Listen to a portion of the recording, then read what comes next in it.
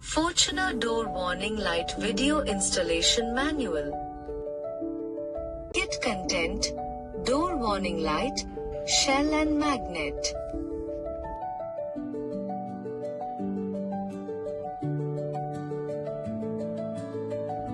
Remove the rubber cover of door warning light and assemble the shell as shown.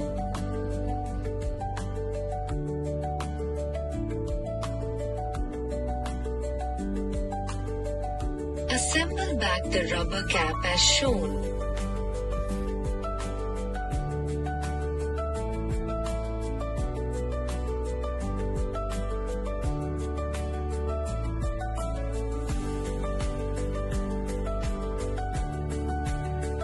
Replace the dummy grommet with the door warning light on front door as shown.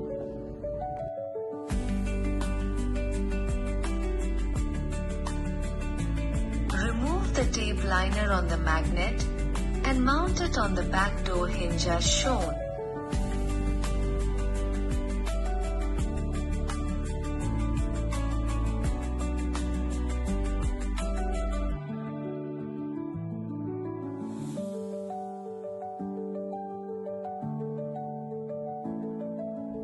Follow the same procedure for LH side door.